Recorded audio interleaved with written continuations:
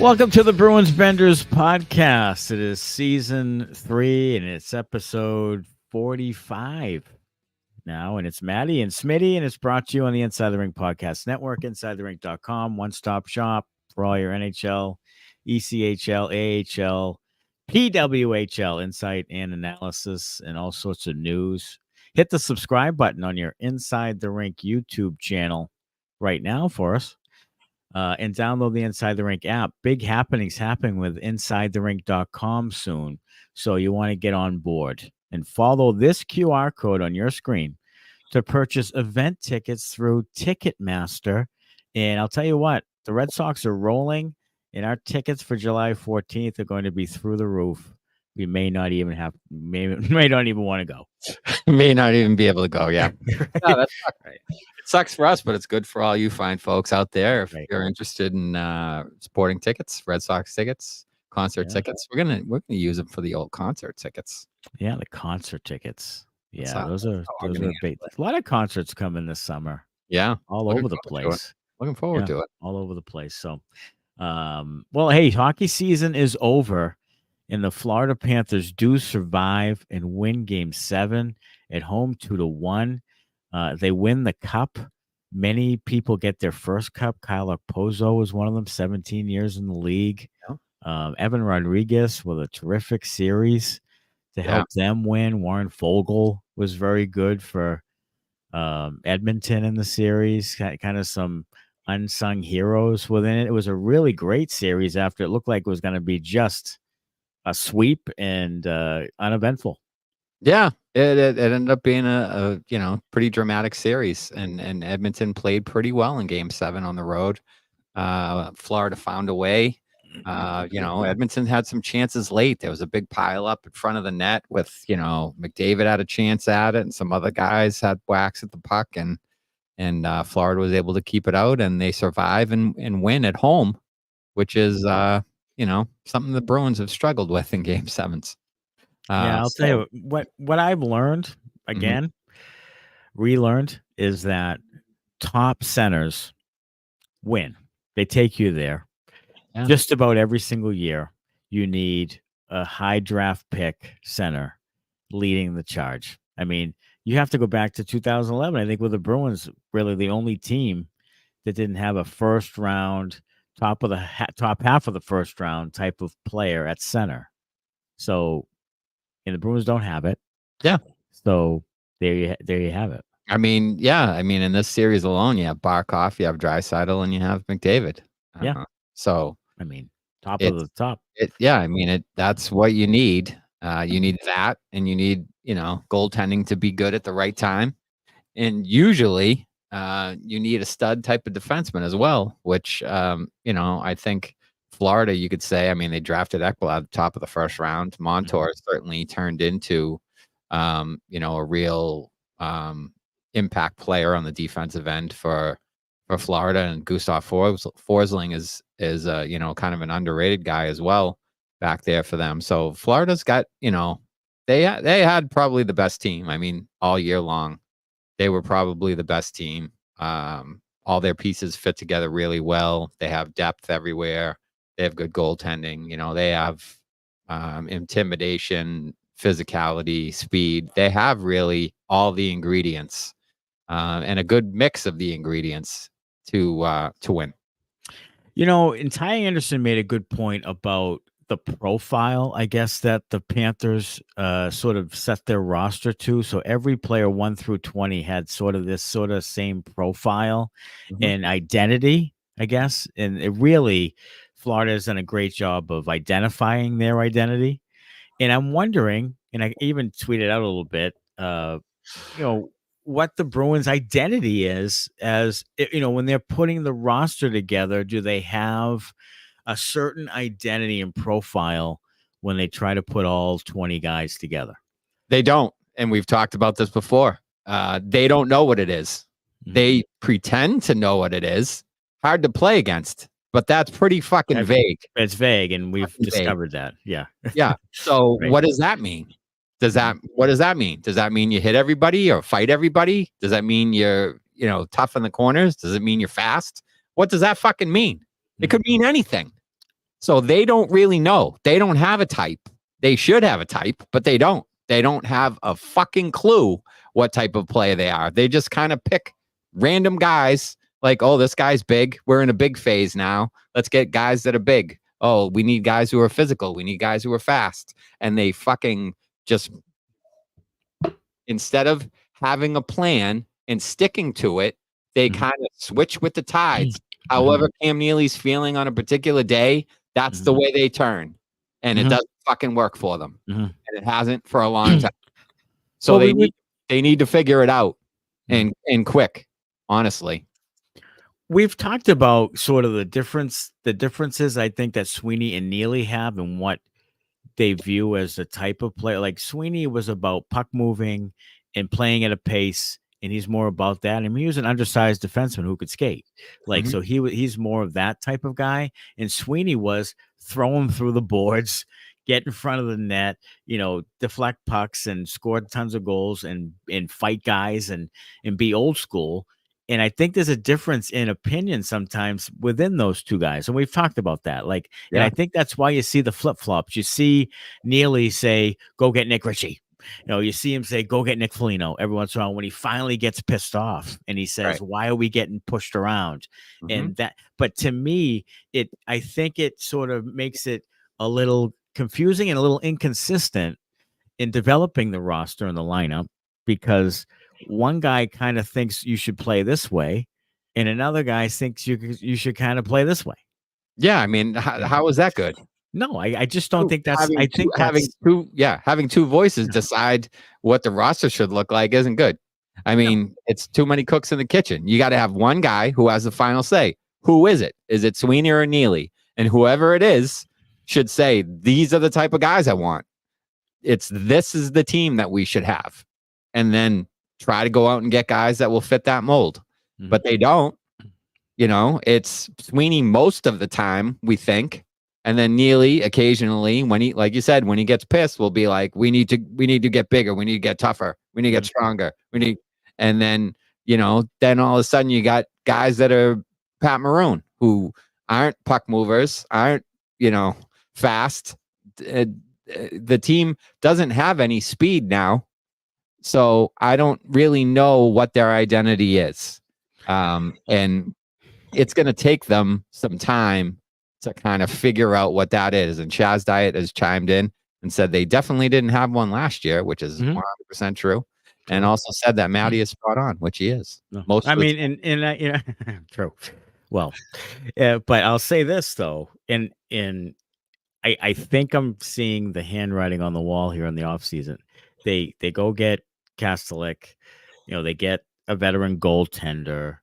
And I think the talk about Elias Lindholm, I think they're going to sign him. I think they're trying to load up defensively, defensive-minded centers, defensive-minded players, they have a good defense now, defensive group, and then the goaltending. I think that they know they can't go out and get elite offensive talent right now. I think they're going to try to win this way, which is, 200-foot game, defensive, keep the puck out of the net. Not necessarily Claude Julien win nothing, but along more of those lines, because they know they can't get enough game changers offensively. They don't have enough game changers offensively. I don't know why they can't get high-end offensive talent, though. Yeah. There's some out there. Gensel's out there. Yeah. Stamkos out there. Yeah. Why can't they get it? They have, plenty of cap room. To me, I would have been okay with them saying, okay, we're going to trade Ullmark and take back whatever, take back a pick and a prospect or whatever, and literally get rid of the salary. I'd rather have that. I mean, we're going to get into this because I'm going to lose my fucking mind about it. You are. But yeah, I mean, they have plenty of cap room, but they could have had more if they weren't fucking morons about it. Yeah, if they weren't stupid about it. Yeah. Pajman says not enough top end talent up front as far as their back end. They had no shortage of big D men, but they don't clear the front of the net. Lindholm, Carlo, Florbart. Can't just be McAvoy doing that. I mean, McAvoy is pretty good in front of the net, tying up sticks and so forth. Lindholm is not good in front of the net at all. Doesn't usually get back to the front of the net. No. He's usually still in the corner while his man is in the front of the net. Loray's not going to do it either. No, and I mean, it really, for those guys, it's more about tying up sticks than, you can't just cross-check guys down in front of the net anymore. It's just not allowed. So it's blocking shots and it's tying up sticks. And Carlo, I thought overall last year, I thought he had a pretty good year. I did too. I thought in the playoffs, he was really good. He was probably their best defenseman. I thought he was their best defenseman. Yes. In the playoffs. Yeah, which can't happen, but he was. Right. No. And if they're going to be a really good team, though, he needs to be that. He needs to be a top 4 shutdown guy. But so does McAvoy, and he wasn't. He had a rough year, and Lindholm had a rough year. He did. So, they need some guys to kind of rebound from the years they had and get back to maybe, you can't say 2 years ago, because 2 years ago everything went right for them. Like they were just, a fireball that, nobody could really stop. They just walked through everyone until they got to the playoffs. Right. But some of those guys, some of those defensemen and forwards need to take, steps and get back to, what they were, or improve themselves to be better than what they have been in the past. Right. And Pejman, I agree with you. Like, I'm not a Lindholm guy. I'd rather throw the money at Gensel and really go after him, because that's the game changer. You have to look. Lindholm, to me, is another duplicate of what you have in Zacha and Coyle. He's another guy like them. And I don't want someone else like them. I want a playmaking center. And if I can't get one this year, fine. And sometimes you can't manufacture it. Yeah. So I want Gensel instead. And put Gensel and Pastrnak on there scoring 40, 50 goals. I want a guy who can put the goddamn puck in the net is what I want. I want to go get you center later. Fine. Yeah. Yeah. Give me a guy that can score. Lindholm is not only not those guys. He's not Coyle and Zacha. He's worse. He is. And he wants more money. Right. So if they sign this guy and Korpisalo he's already on the team. So you'll have 4 years of Korpisalo and probably 6 of Lindholm. Yeah. Good luck. And it'll probably be like $11-ish million or $10 million. And just a fucking complete waste. Yes. A complete waste of money. And a duplicate player, like you said, that's worse. So you brought in a guy for more money that's worse. He had 40 points last year. 40. Mm-hmm. He had 15 goals. Yeah. He had less goals than Trent Frederick. Yeah. If you're going to do that, re-sign DeBrusk. Right. Teach him how to take face-offs, for fuck's sake. He's a good 200-foot player. I'd sign at this point. I'd sign DeBrusk. Yeah. I'd sign DeBrusk at this point. I'd go back to the table with him. Yeah. If you're like, well, Gensel's out of our price range, which he shouldn't be, but say he is. He's out of our price range. Stamkos is going somewhere else. He's out of our price range. Yeah. Marchessault, we can't get for some reason. We can't get William Karlsson from Vegas. Mm-hmm. All these can't get Reinhart. All these guys are out of our price range. We have some of the most cap space in the league, but all those guys are out of our price range. Can't afford anyone. So go back to DeBrusk. You have to now. Right. I totally agree. All right, 7 Chirps, sponsored by Lops Brewing. Lops Brewing and Tasting Room in downtown Woonsocket, Rhode Island, specializing in small batch ales and lagers. 10% off if you use the code SPORTS at lopsbrewing.com. Follow them at Lops Brewing on social media for new beers and events. And Chirp 1, we slept on it now. Second day reaction to Ullmark after you almost had cardiac arrest on your run yesterday. My second day reaction is the same as my first day reaction, which is I think it's a terrible fucking trade. And all these people are saying, wait and see. There might be someone else. Look, they made the trade, so they got to fucking live with it. Whether there's something else down the line, maybe there will be. Maybe somehow they spin off Korpisalo, but from what Fluto Shinzawa was saying, goalie Bob's going to have the fucking miracle of all miracles. Goalie, whisperer trying to fix this fucking clown who was one of the worst goalies in the league, had a goals against over 3, has had as many season save percentages that start with 8 than start with 9. 8. That start with 8. Mm-hmm. That is awful in today's day and age for a goaltender. Awful. Right. And a first round pick, great. Love it. Kastelic, fine. I mean, you don't need another fourth line guy, but fine. 7.5. He plays 7.5 minutes a game. Who cares? I mean, fine. Like, it's fine. Yeah. But you don't need another guy like that. No, you don't. That's not what you need on your fucking team. You have guys who can play fourth line that you could bring up from Providence that will you could play Mark McLaughlin there and do relatively the same thing. I mean, he'll drop the gloves. He'll hit somebody. He might put a goal in. You could put that guy in there. It's fine. Like, that's fine. But to me, the boneheadedness and the error is, why in God's name are you taking on Korpisalo's contract? There is no fucking reason to do that. You have the player they want, and you have to eat the fucking contract? Why? Why? Yeah. They want your guy. Yeah. They want your guy. Why should you have to eat the contract? If anything, you should be giving them some fucking clown that you don't want. Right. You should give them Loco or somebody. Sure. For fuck's sake. Yeah. It doesn't make any sense. Mm-hmm. So not only do they have this, now they don't have as much cap space as they could have. If it was just the pick and Kastelic or Kastelic or whatever the fuck his name is, it doesn't matter really. No. You would have gotten extra around 4, a little more than $4 million to spend.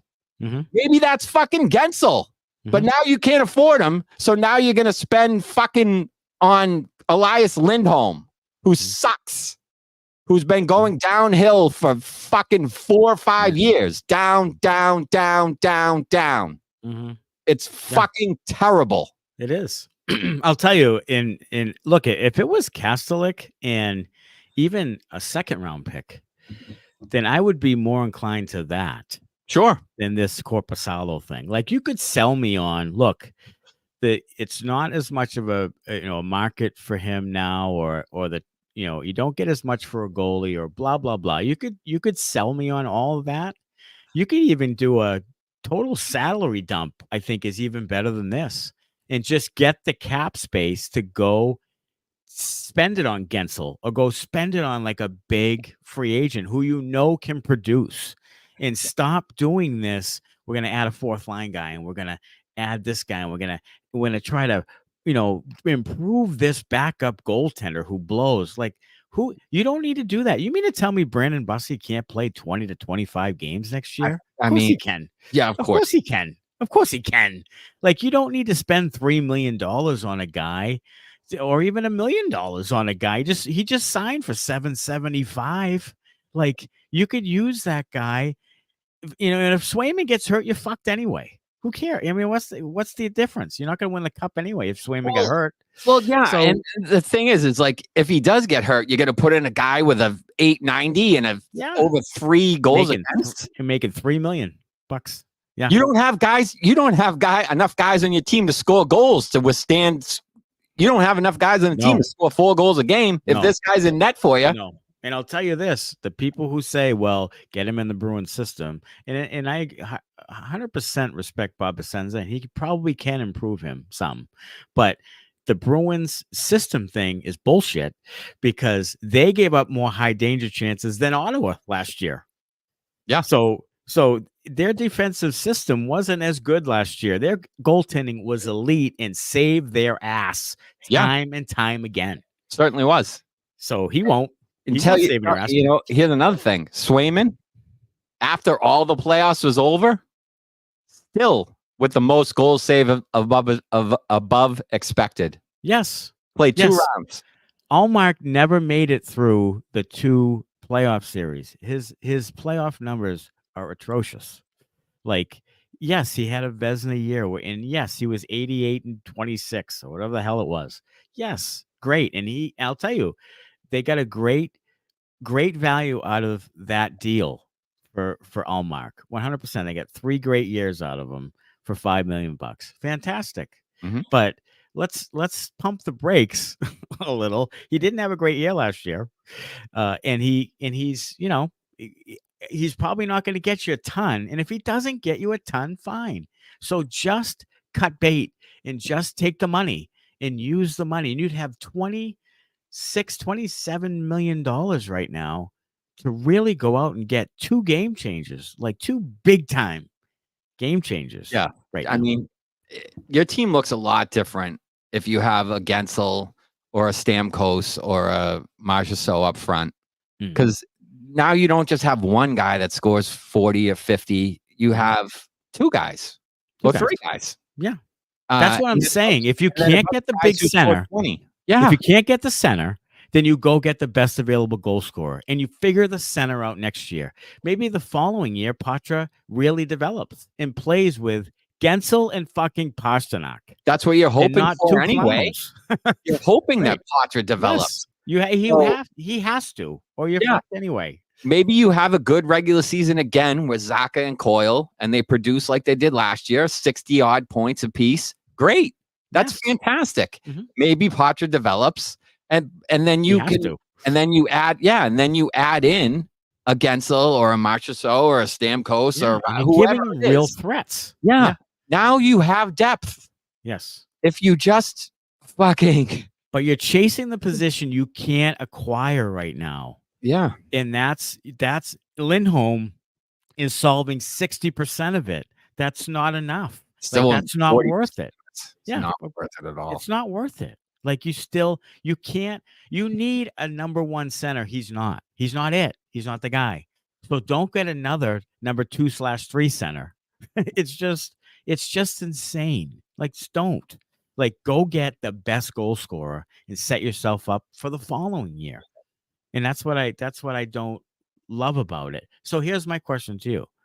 Are the Bruins, I saw Joe Haggerty say this online, and he wrote this article that I didn't read about how the Bruins were better today than yesterday or after the trade, better after the trade.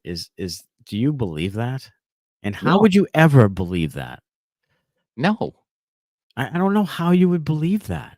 You traded away, and as much as we said Ullmark didn't have a good year, he had a light years better than by Vezina standards, he doesn't have a good year, but he still had a good year. I mean, he's still probably a top 10 to 15 goalie in the league. It's uncanny in his career how much he's been right around .915 save percentage. Yeah, every single year. It's good. That's very good. Good. It's consistent as hell. It's very good. Yeah, and it's very good. So he's very good. The other guy had an 890, which was he's bad. Very bad. Very, very bad. Second worst in the league, I believe. Yeah, second worst. And 327 goals against, which in this day and age, again, is outrageous. Right. That is significantly worse. So there. Bad. Yeah. You're significantly worse. You're significantly worse at goaltender. You have a first-round pick that is not going to be on your team next year, right? And you got Kastelic, who might be a lesser version of John Beecher. Yeah. So you have a guy like Kastelic that will fight, and is fast and whatever. They score about the same amount. But he might be in the AHL. He might be. And then, was Boquist better than Kastelic towards the end of the season? Well, Boquist to me is, he's at least similar. My point is, he's not a fighter, but my point is that he was your fourth line center at the end of the year last year. Either Beecher or Boquist, yeah. And either one of those guys is probably better than Kastelic. Right. So you're worse at goalie, you're worse at fourth line center, and the number 1 pick that you got is not going to be on the team. So how in God's name is your team any better than it was? I don't know how you could say it. It isn't. You say it is. It isn't. It's just contrarian or whatever it is. It's just insane. I don't know how you could say that. I would have just done a total salary dump, and it would have been made more sense to me as a fan, because here's the plan. We're going big time. But now it's like it's like they try to hamstring themselves salary cap wise. It's just it's just incredible. Maybe they should have bought cap friendly. Yeah, well, chirp 2. Jake DeBrusk. 2 Toronto rumors. How about this? Yeah. Rumors that Jake DeBrusk could end up with the Toronto Maple Leafs. How does that make you feel? It makes me have a little bit of a pit in the bottom of my stomach, because I know if he goes there, he is going to light us up.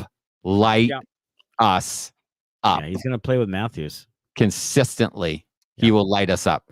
Now, will he have a great overall year? I don't know. He'll probably be streaky. He'll still be up and down. Yeah. I'll tell you what. When he plays the Bruins, he's going to be very, very good, folks. He's going to be very, very good against the Bruins. Yeah. And if he plays the way he played for the Bruins against the Leafs in the playoffs for the Leafs next year, you lose the series, and Toronto moves on. He's going to pull a Phil Kessel with the Maple Leafs on your ass. He sure is. He is. So good luck. Get ready for that one. Get used to that. Get used to that. Jake DeBrusk is going to shove it up your ass if he is with the Maple Leafs. Here's the thing. Let's say you dump. I'm going back to it again until this fucking show's over. If they dump Ullmark for a total salary dump, at the $5 million, they can easily re-sign DeBrusk and still have tons of money to get Swayman in there and another guy in there. And at least with DeBrusk, he's streaky, but he's become a really good two-way forward. Yeah. He does what the team, he's in the system. He does what the team, wants him to do and all that stuff. Like, he's at least consistent in that what you're going to get from him now. Mm-hmm. So, and that's great. Like, I would rather that than let him go. Now you're down another forward. Yeah. Another guy that scored 20 goals. Score. Yeah. Let me ask you this. What do you think DeBrusk is looking for from the Bruins, and what do you think the Bruins are offering him? I think he's probably looking 6x6. If I'm Jake and I'm 27, that's I'm trying to get to 32 to 33 years old, I think, with this contract. So I'm thinking 6x6. Contract in your prime. Yeah. You want cash. This is your big one. So I think it's 6x6. Yeah. And I think the Bruins are probably 6x4 or something like that. Because he made 2x8 was his last, right? So he made $4 million each of the last 2 years. You're right. He made 4. Yeah, each of the last 2. So what do you think? You think the Bruins are offering like 4.5? You think it's like 4 times 4.5 like 18? 4 times 5? Yeah, like you think it's like 16? No, I think they probably would give him 5 to 5.25 a year. I think they probably would. So if that's the case, like, they should figure this out. I think it's probably term more than value. You think so? I think that they probably don't want to invest 6 years in him, and he wants 6.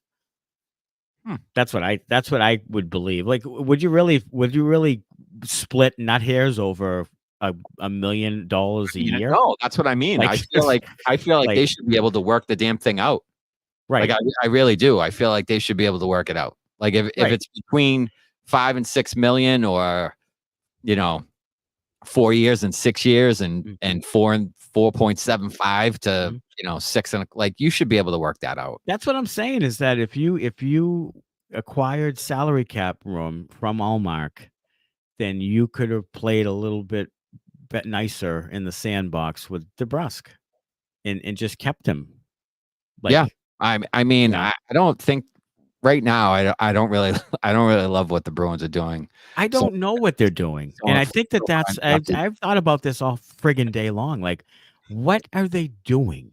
Like, you don't get a fourth line. What are you getting a fourth? You've got Kuntar and Farinacci and McLaughlin and all these guys down there. Just play them. They have a whole. And we've said this before. every trade deadline, the most available thing at the trade deadline is fourth line depth. Yeah. Cheap. Every time. I mean, they have a whole fucking farm system of fourth line guys. Yes. I mean, they do. They do. They're drafted in the third fucking round every year. Fucking third and fourth liners. Like, you have plenty of those guys. Why are you getting more of them? You have fourth line guys coming out of your asshole. And you can get one at the deadline. And you can get a Maroon. You can get a Hathaway. You can get a Killorn. You can get a, the list goes on and pedigree. Like guys with pedigree. Like not just guys. Guys who you can get guys with Stanley Cup experience. Guys that have won Stanley Cups at the deadline. 100% for third and fourth round picks. So Pajman says, agreed, horrible trade. Got worse than that from minimum cap relief this season, but an albatross of a contract for 4 years. One of the worst goalies in the league would have told Ottawa to fuck off. I mean, that's all true. I'm with you 100%. I would have told him to take a hike. I have no idea why we took that contract on the first round pick. I love, but it should have been Ullmark for first and save the $5 million in my eyes. Yeah. And then Johnny Giancotti. Where do you think he's from? He's from Medford Riviera. Where's Johnny Giancotti from? He's from a good Italian family. Yeah, he is from a good Italian family. Oh, sure. He knows where to get the chicken parm, I bet. He does. Oh, I'm going to need some recommendations. Damn it. Dom's in Malden. I haven't been there, but there you go. He says rather go with Bussy on another cheap option as backup. Still got to pay someone to replace DeBrusk. How are they improving? Once they sign Swayman, they can go all in on a guy. And they better hit on it. Yeah, well, right. Yeah. I think that's all true. I mean, this is not hard. Like, the more people talk about it, the more they come up with these different scenarios to make it, they want to feel like they're the smartest guy in the room and they figured it out. Here's what to figure out. It was fucking stupid. Yeah. That's it. Yeah. That's it. And now you have to do these salary cap gymnastics. Right. Just to get the guy off your roster that you shouldn't have taken in the fucking first place. Right. So you're going to buy him out and get 8 years of him now? Another million. Maybe we can trade him for a second. Right. Well, great. Oh, great. So now there's another million that you can't spend. Or you buy him out for 8 years worth of nonsense. You buy him out or you bury him in the minors and there's more fucking like I think after this year, we're finally going to get rid of the fucking Mike Riley dead money. Let's add some more. Let's have Jonas Carpasalo money on the cap. Let's just keep kicking money down the can. We'll just defer it all. Like we're paying fucking, what is it? Joey Bettino, Bobby Bonilla. Bobby Bonilla. Yeah. Bobby Bonilla. Still getting paid. Bobby Bonilla. Yeah, they were hoping he would die before that thing ended. Yeah. I don't know. Jesus. Chirp 3. Does Mark Kastelic spell doom for some of these fourth liners? Yeah, he does. He blocks guys. Yeah, sure. That's another thing. Yeah. What do they have against the guys that get? I mean, I don't know how many takes. He's out there for 7 minutes a night. He's out there for 7 minutes a night. That's what, like probably 9 or 10 shifts. So he's going to take maybe 4 face-offs a game. He'll go fucking 2-2 or 3-1. Everybody will turn cartwheels. Right. And then he'll fight Tom Wilson, and everybody will be happy about it. Yeah. ACX says he's a Sens fan. Thanks for checking in. Bruins taking Corpy makes absolutely no sense to me. Just an awful goalie that flails around and hopes the puck hits him. There you go, Bruins fans. What's going to Bobby Asenza do with that, you think? That's what we have to look forward to.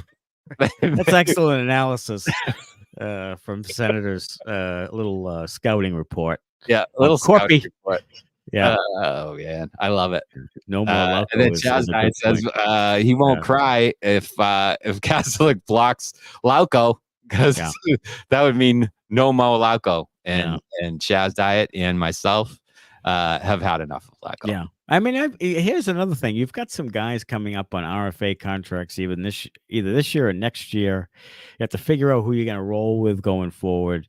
Then you have these minor leaguers and Farinacci and Kuntar and McLaughlin and these guys. I mean, are they just going to be AHL players? Then fine, but getting Kastelic just makes no sense at all, and it smells to me like Sweeney was like, boy, I'm really trying to get this deal done, and I can't. And it was like, take the biggest asshole motherfucker they have. That just reeks to me of let's take another big physical. And here's the other thing, and I've said this before, I'll say it again. You don't change, you don't become more physical by getting one hammerhead on the fourth line. Like, that's not changing the culture of the team. If you're getting pushed around and you're not heavy enough and physical enough, then getting one guy who plays 8 minutes and fights a guy every once in a while is not the answer. It's your culture, the profile, like we talked about earlier, of the guy you get does not exude, we're going to go be physical and heavy and do that. Like, it's not one guy who changes that. You don't do it with one guy. No, you don't. It's whether or not your skill players can stand up to the physicality is what it really comes down to. Sorry, John. When it's not John, we're a little fired up. My bad. I cannot help myself. I wish I could, John, but I am a swearer. I always have been. And unfortunately, I don't think that's going to change anytime soon. I will try. We'll monitor it. We will. We promise. I will try my best, but I can't promise anything at all. And I'll tell you what I can't promise either is that Mark Kastelic will score any goals or play more than 7 or 8 minutes a game. And that's that's the gist of it. Chirp for Bruins back in the first round. What's their plan with this first rounder? Are they going to try to chase the center, get a guy, or I mean, I've said it before. I think they could go defense because their defensive prospects are a little thin now. They are thin on defense. Mm-hmm. They could chase the center. To me, though, you look at who is the best player available, and as long as it's not a goalie, you take him. I don't care what position he plays. Right? Yeah, and I do too. I honestly don't care. The best guy available. They need good players. Good players. It doesn't matter to me if it's a winger, if it's a center, if it's a defenseman, left or right, doesn't matter. Take the best player available. They should be more taking best player available for the foreseeable future. Yes, like for a long time. They have to build that Just prospect pool. The best guy available and figure it out. Figure it out down the line. If you all of a sudden you have 5 terrific left wing prospects, well, now you got some, guys you can make trades with. So best player available.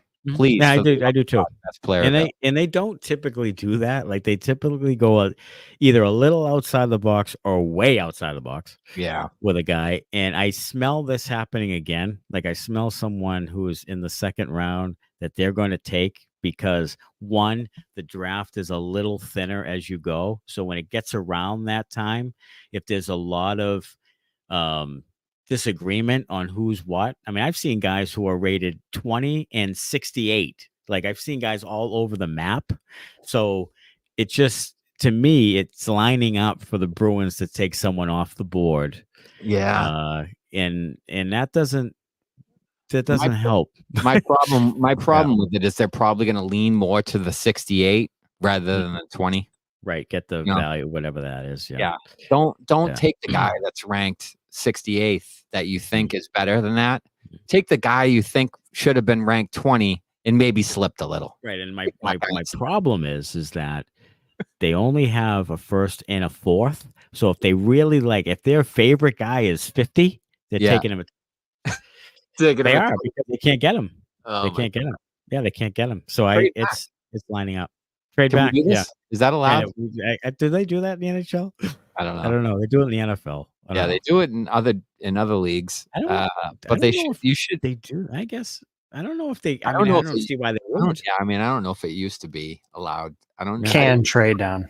You can. Okay. Yeah, the Blackhawks and the Islanders actually did it already for this year's draft. One of the teams moved up and gave a couple second-round picks in the process. Okay, so if you like a guy like the kid from Sudbury, Mass, Teddy Stiga, who's going to BC, or BU, one of them.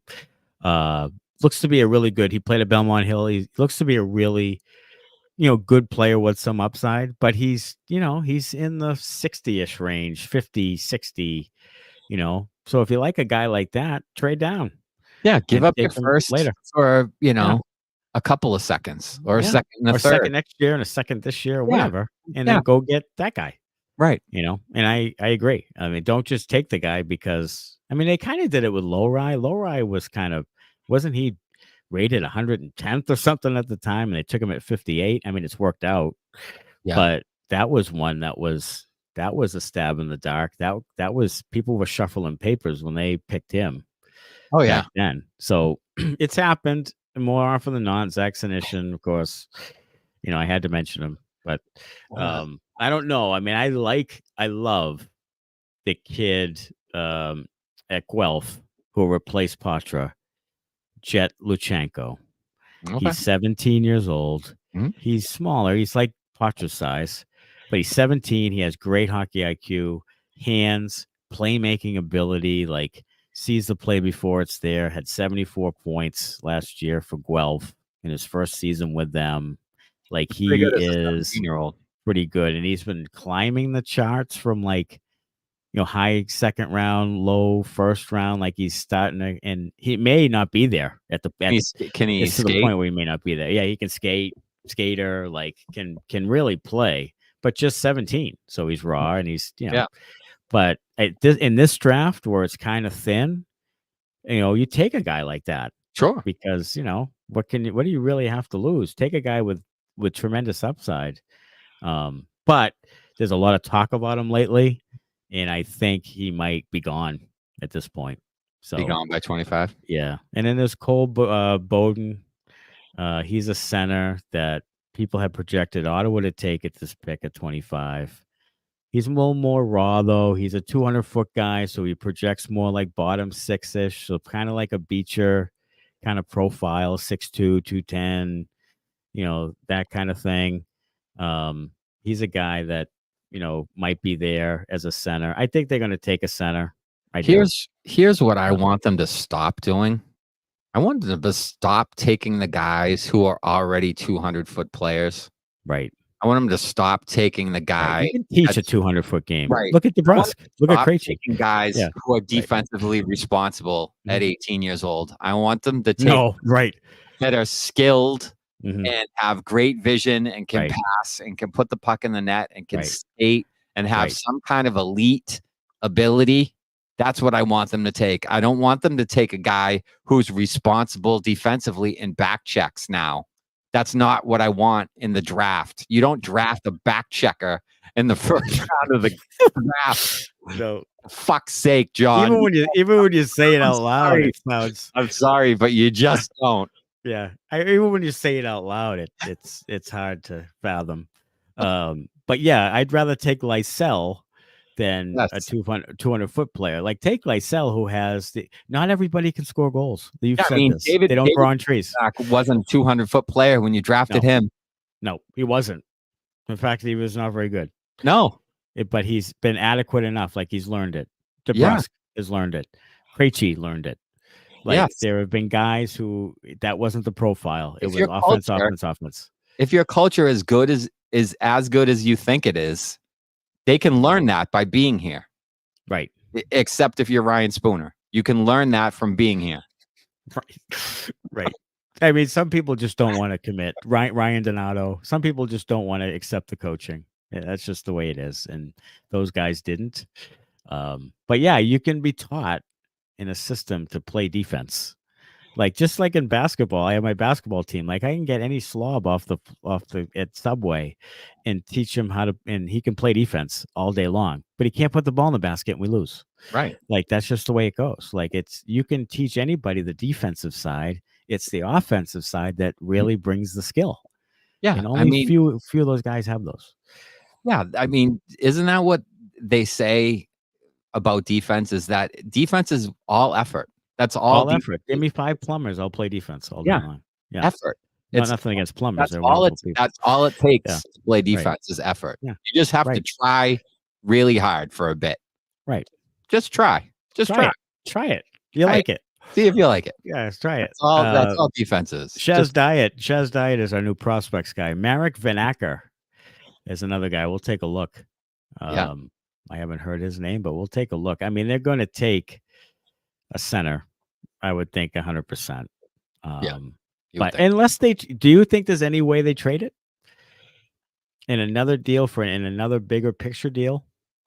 Maybe. I mean, I wouldn't be opposed to that if it's that's a game is changer. your Joe Haggerty. They're better than they were yesterday. If they trade that first and Korpisalo and Lauko to Anaheim for Zegras, they're better than they were yesterday. I hear you.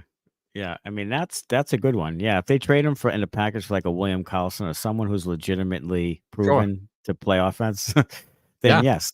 Then yeah, I'm really intrigued by the Karlsson thing after we started talking about it as a staff last week. Like his name started to come into the picture, and I'm like, it makes sense. Vegas needs to trim some payroll and change some things. And if they looking to get rid of him, if you could do could you do Geeky and Lauko in a pick for Karlsson? Would they do that? I mean, I don't know. If they're trying to dump salary, I don't know. Yeah, if they're trying to dump salary, I'll do it. Yeah, they are trying to get out of salary. Okay.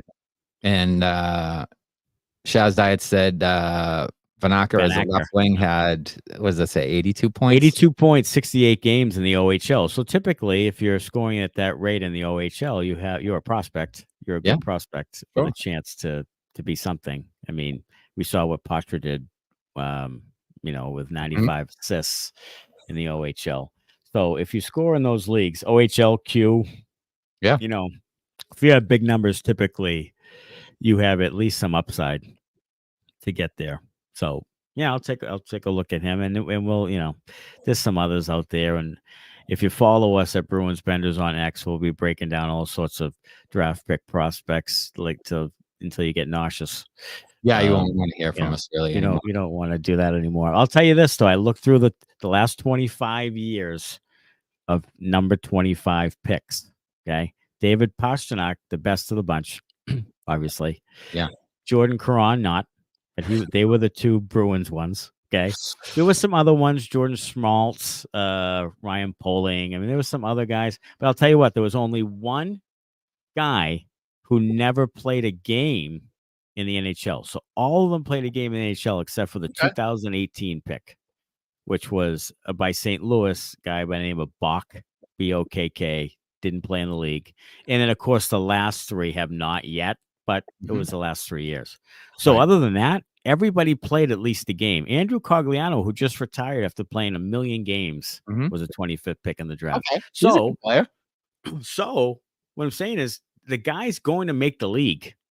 Now, will he play 10 games? Or will he play 1,110 games? Well, I mean, let's not count our chickens here, because but the odds are 90% of them do. Yeah, sure. So I mean, Senishin got in a game in the league, right? Yeah, there you go. So I mean, I guess Jacob Forsbacka Karlsson got in a game, right? Those 8 guys that they picked in 2015 to get into an NHL game. All it takes is one guy getting hurt and Sweeney calling him up and throwing him into the game. Oscar Steen got in, and then there you go. Yeah, the prophecy is fulfilled. I mean, Seth Griffiths played all sorts of NHL games. Yeah, I mean, hey, it's coming. We're gonna get a good one here. Yeah. Pick Chirp 5. Chirp 5 is the Bruins have a lot of centers. Quantity over quality. Are they keeping them all? I mean, I still think it's outside. I still think it's a possibility that someone like a Geeky's the guy I keep going back to. They might move him. I mean, I wouldn't. That would be a guy that other teams I think would want. They could take a shot at him. He's because $2 million. Yeah, $2 million is short money. He's coming off a career year. Yep. He's a pretty good big guy. He's physical. He has a really good shot, and he's got pretty good hands. Yeah. RFA at the end of next year. Yeah. Yeah. I mean, still relatively young. So that's a guy maybe with some upside that another team might look at and say, yeah, we could take a shot on him. If we're looking to clear some money and bring in another guy who's, pretty good, that might be a guy off the Bruins roster that other teams would be interested in. Yeah, I mean, Geeky in the first. I mean, what does that get you? I don't know. Who knows? If a guy again, a team has to be trying to salary dump a guy. Right. Like if they're really, if like a William Karlsson is trying to be salary dumped, that might work, So, but I'd be open to it, to be that creative. I'd be open to it. And I think there's so many centers, and our producer Connor made a good point. Like, they're just going to go out and play a bunch of centers and have centers on the ice because they're defensively responsible typically because they've played center. Yeah. So, and that leads back to my defensive thing. Yeah, and it'll be like, he's a left shot, so he can take the draw in the left-hand circle, and this guy's a right shot, so he can take the draw in the right-hand circle. And it's like they'll get into all that bullshit that is kind of unnecessary. It's like, do we really need two centers on the ice in case the draw is on the left side or the right side? Probably not. It's something that Team Canada has typically done in competitive tournaments over the year. So it's pretty easy to think that Don Sweeney will keep in that trend. But for the commenter here with Vanacker, I reached into the depths of hell on the Inside the Rink website, and here you go. Okay. Nice job, Connor. Yeah, I tell you, nobody's better than Connor Green. Brantford Bulldogs of the OHL, 36-46-82. In 68 games played, 6 foot 165, so slight, but at 6 foot he could be 185, I guess, at some point. Sure. Left wing, left shot. 47th ranking in the prospect countdown for Inside the Rink. So that's a guy who fits the profile of let's reach for him, reach for the sky, baby, and take Vanacker. I'll tell you what, we're going to do we're the Bruins Benders Podcast draft board. We're firing a marker at Marek Vanacker right now. Yeah. That's our pick to click. Right tell there. You what, Chaz Diet, if Marek Vanover is the pick of the Bruins with the 25th pick in the first round, we will send you some merchandise. Yeah, merchandise is coming your way. Absolutely. Because you called it. And you put us on the name, so you deserve some Benders merch. So, oh my goodness, you're getting merch with the new logo. Yeah, if he hits, we will send you out something. Send us a message, and we'll send you out something. We're gonna send you out one of those fly long sleeve tees with a new logo. Oh, those things are mint. Mine is on the way. Can't wait for it to get here. Yeah, InsideTheRink.com, Bruins Benders podcast page, shop. And you can shop for all sorts of merch. Here's the QR code. Yeah. Bang that one out. Get some merch. That would be fantastic. And if there's any merch that you're specifically interested in, yes, let us know, and maybe we can fire something up for you. Let us know. We have a designer on staff here. Yes. So Vanacker all the way. We're gonna lobby for him. We're gonna send emails to Don Sweeney. Hey, this Vanacker guy is looking pretty good. Yeah. Shaz Diet's gonna be gonna be bombing Don Sweeney's email box saying, "Hey, Don, what's in it for me?" Vanacker is your man. Chirp 6, Ty Anderson makes the point that it always seems like Don Sweeney doesn't get bailed out by other GMs. Has to give an extra pick or retain some money, something along the lines in a trade. Do you agree with that? I when I thought about it, I didn't. I think I kind of do, because I do feel like other teams, like you watch teams that are up against the cap, and they don't get held over a barrel when they're trying to unload guys. It doesn't seem like to me. No. And then when Sweeney's trying to trade a guy, it's always like, oh well, we had to throw in a sweetener of some kind, or we had to eat money, or there was retention, or we had to give a first round pick, where other teams, it doesn't seem like they have to do that. Now, maybe it's just Sweeney being Sweeney, and he's like the nice guy. So he's like, we'll throw in a first. And then they're like, okay. Yeah. Where other GMs are like, no, we're not going to give you a first. We're just, we'll eat the money if we have to. Right. I don't think Sweeney's a very good poker player. I think he stinks at cards. I mean, I don't think so. But then I look at the run of about 6 or 7 trades really in a row where he was really nailing them, and that's what I keep going back to. Now, the Taylor Hall thing's an outlier because he sort of demanded that. He did. And that fell in Sweeney's lap. So Yes. fine. But Coyle, there's other ones that are just really good. Even like the minor ones like Johansson, like there's a lot of really good ones in there in a row where you're like, wow, that was a pretty good run for him, trade wise. So, I think he did fleece some people too. I don't know. Maybe that's part of the problem. Is maybe because he's fleeced guys in the past. Right. Well, when it comes around to, we're looking to, we got to dump this guy because we can't get under the cap, or we can't eat this money or whatever. The other teams are like, look, you held me over a barrel. You beat me on another trade. Now it's time to pay up. Yep. You got to pay the piper now. Right. So, it could be something like that where, some teams, other GMs maybe are getting a little bit of payback on Sweeney for him winning some of these other trades in the past. I hope MLSS says that I think Sweeney is going to buy out JK and weaponize the extra 2.4 mil to get some forward help. He doesn't care about the long-term ramification of an 8-year buyout because he won't be there then. Well, that's actually an excellent point. But also the cap, it was rumored to go up substantially. So those would be, and here's the buyout here if you're on screen. Very, very minimal to begin with, and then it really starts to ramp up afterwards for the next 6 years or so.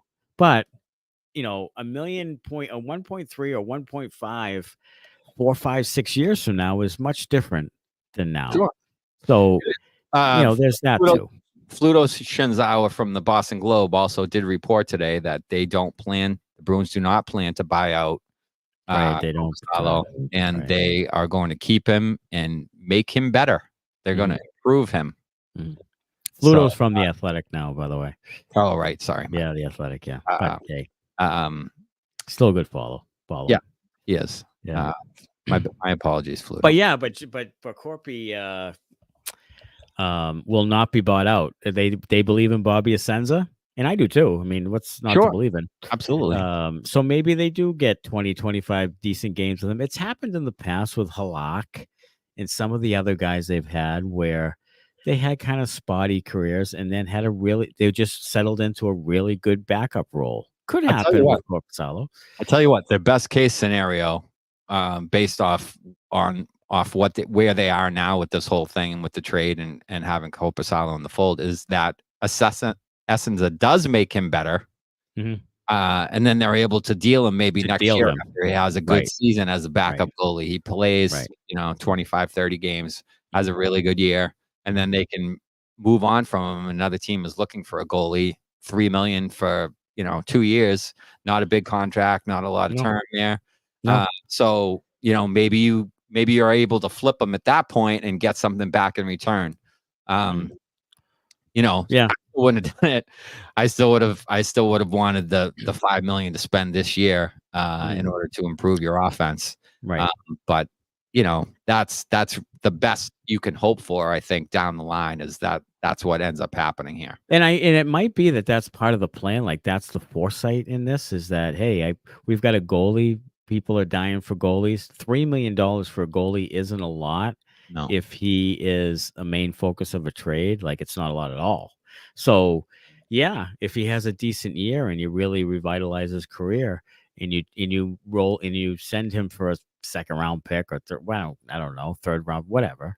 And then, then maybe you get back a second rounder again later or something for him. And great. That'd be great. But like you said, that's still kind of a long shot. That's playing some long game with that thing. I don't know. It's just it could happen, but I don't think that's why you make the deal. I don't think that's why you take the contract.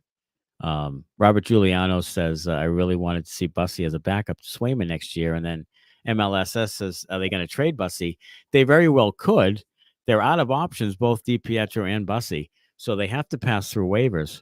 So and they're both on 1-year deals. It's almost like they've given him one more year to kind of see their worth, and maybe they use him again as part of deals to send him out or so forth. But Bussy turns 27 in like a week or tomorrow or something. It's close. So he turns 27 years old. Happy birthday. Today is his birthday. Happy birthday, Brandon Bussy. 27. So he's not 23. So I don't know what's happening with Bussy. And if you look at the stats for him last year, not as good a year as the year before. In fact, DiPietro played better than him for some of that year last year. And DiPietro's been on the rise, and that's a sneaky little trade for Studnicka, where they got DiPietro, who's really improving year by year. But again, these goalies are tough. They're aloof sometimes. They're unpredictable. Who knows what these guys will bring? But I think, and you have Sved back at Providence College, who's probably going to do one more year there and then sign with you. So I don't know. I don't know what they're going to do with Bussy, but if he goes through waivers, someone's going to take him, I would think. Absolutely. Yeah. I mean, you run the risk of losing him for sure. But yeah, I don't know. So that's Chirp 7. Do you like the idea of having the Conn Smythe winner be from the losing team? I think it's the most ridiculous thing I've ever heard in my life. I just think it sets you up. Look, yeah, Connor McDavid had a historic playoff. Wait, I get it. But it just sets you up for some awkward fucking thing that happened. You know what I mean? Like, just give it to the best player on the best team. He didn't even come out of the locker room. No, he didn't. And I don't blame him. No, I don't blame him. You just lost the friggin' thing. Yeah. And you had it was such an emotional roller coaster, and you lost. And he needs to win for his legacy. Like, if anybody needed to win that series, it was him. I would argue that to the cows come home, that he needed to win it more than anyone. Isn't it supposed to be most valuable player? Yes. Most valuable. How valuable are you if you lost? Player, if your team lost. You lost it. How does that make any sense? You're the most valuable guy, but your team lost. So you would have still lost if he wasn't on your team. So how does that make him the most valuable? Right. You would have lost either way. Right. Yeah, McDavid was, he was terrific. He had a phenomenal playoff. He did. But as Shaz Diet said, 0 points in game 6 and 7. Yeah, I mean, that's not the most valuable. Yeah, that's not the most valuable. You lost. If you lose, you should not be the most valuable player of the playoff. Totally agree. It's a ridiculously, NHL thing to do. First of all, it really is. I mean, it really. When they have a chance to fumble something, they fumble it for a touchdown. It's a fumble 6 every time. It is fumble Ruski. It is. What was that? The Giants and the Herm Edwards, that fumble thing, kneeling down. It's a kneeling fumble, to run out the clock. It's terrible. It is the butt fumble. They're the butt fumble. The butt fumble. Yes. The butt fumbles. They're running into their own ass and fumbling the ball. And you're right. Bruins 1970, Draisaitl was non-existent. He had no goals in the finals. I mean, that was a real letdown in Draisaitl. I mean, that's one of those things that's why you lose when a guy like Draisaitl doesn't see win. That apparently Draisaitl had a cracked or a broken rib? Yeah. In round 2 by Tyler Myers. Yeah. I mean, but there's a million of those types of stories where guys are severely injured and, got to persevere, I guess. Rob Spector says, who on the Panthers was more valuable to their team than McDavid? I mean, you could say Evan Rodriguez, I would pick, to be honest. Yeah. I mean, Rodriguez, if you just want to say the finals, but I mean, if you want to go through the whole thing. I don't know. Barkov had a good playoff. You could say Barkov, you could say Bobrovsky, either one of those guys. No, just pick somebody. Like, just don't put people in that. Pick somebody on the winning team. Yeah, it's. I mean, I get what you're saying. McDavid had a great playoff, and other guys, didn't really stand out more than him. I get it, but I just don't think you should do it. I just think you should give it to the MVP of the best team that won. I don't know. That's just my philosophy.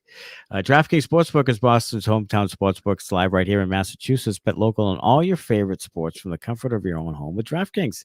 To celebrate, all new customers will receive up to $200 in bonus bets.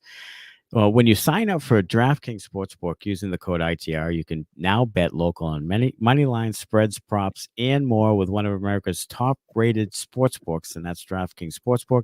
Download the DraftKings Sportsbook app and sign up with the code ITR to get up to $200 in bonus bets to use. Now that mobile sports betting is live in Massachusetts, that's code ITR, and it's only at DraftKings Sportsbook. If you or a loved one is experiencing problems with gambling, call 800-327-5050 or visit helplinema.org to speak with a trained specialist, free and confidentially 24/7. Must be 21 plus. Physically present in Mass. Eligibility restrictions apply. Subject to regulatory licensing requirements. Eligibility and deposit restrictions apply. Opt-in required. Bonus issued as free bets. Terms at DraftKings.com/MA. The beauty for this week, and we've always liked him, is Florida Panthers head coach Paul Maurice. Gonna love you, eh?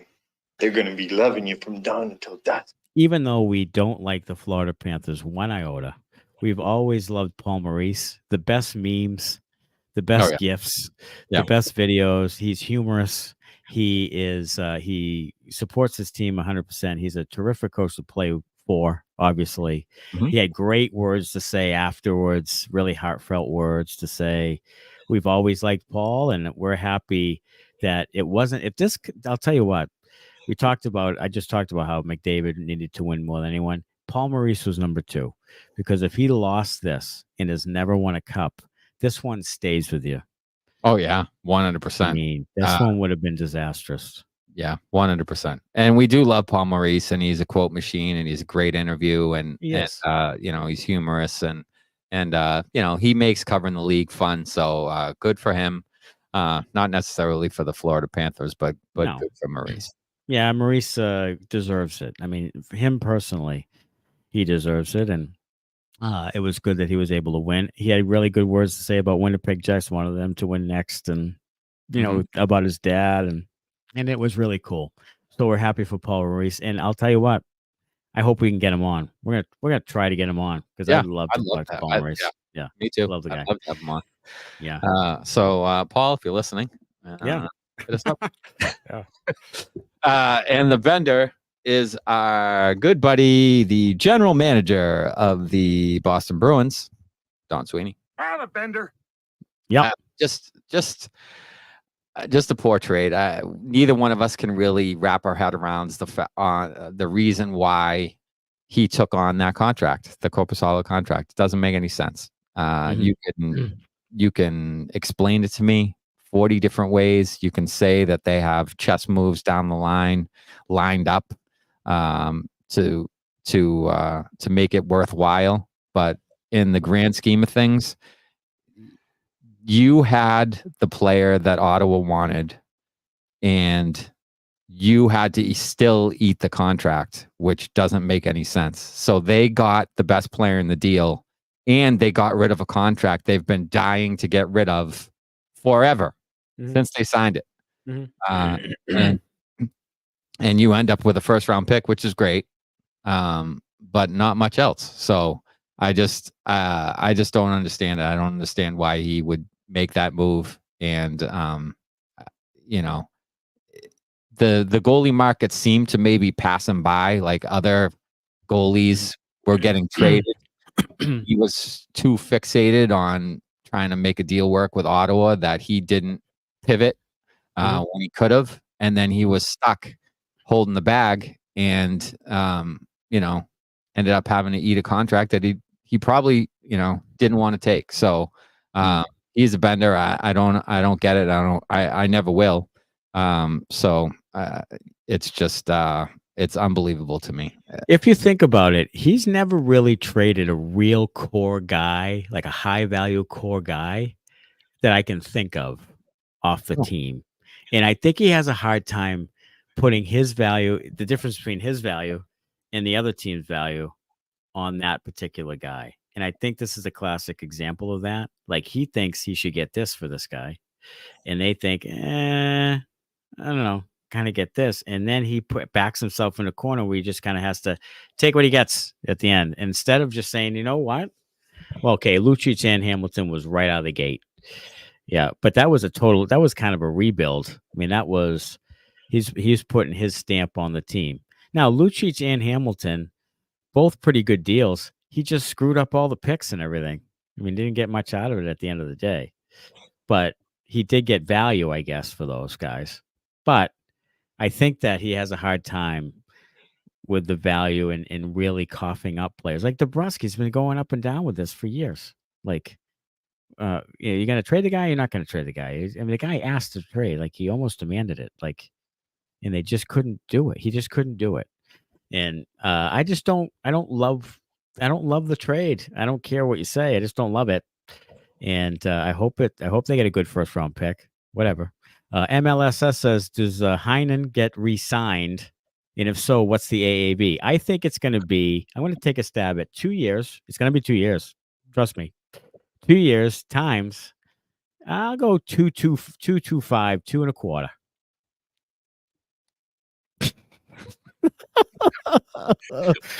Yeah. John, block your ears. Yeah, I know it. John, block your ears. I mean, if they sign him for that fucking contract, yeah. I mean, it's just, again, how many fourth line guys do we have on the team already, and do we need? I mean, I understand that Heinen had a really good year, but on a playoff team, is he a top 6 guy? No, he's not.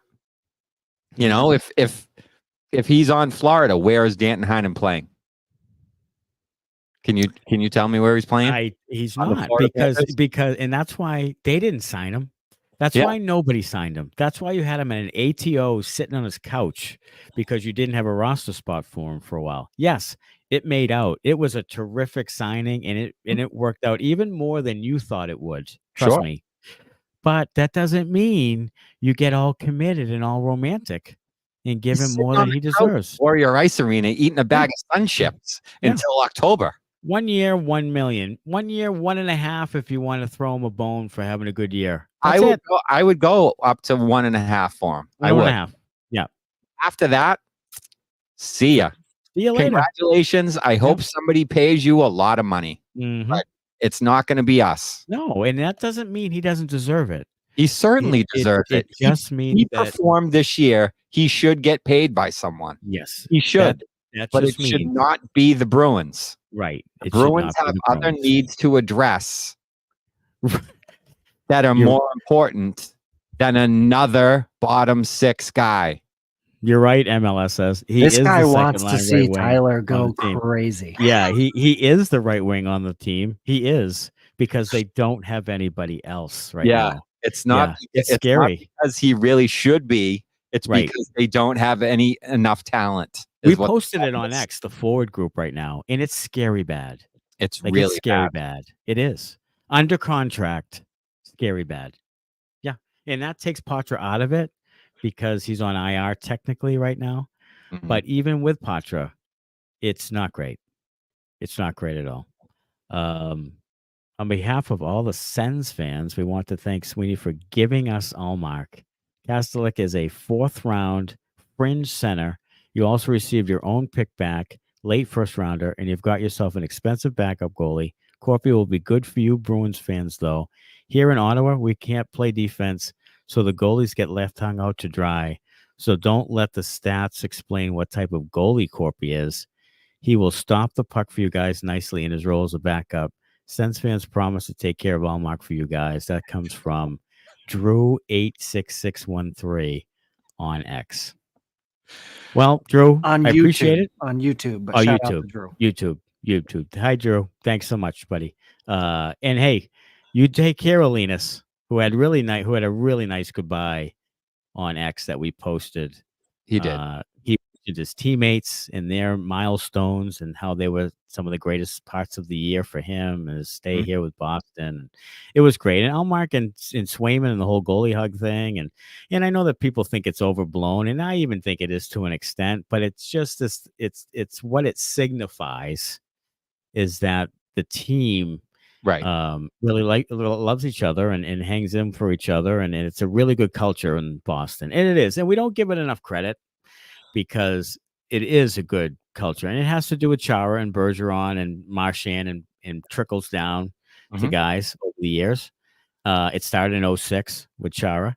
And it is a good thing. It's something that the Bruins organization should be commended for probably more than they are. But hey, it's about wins and losses, dude.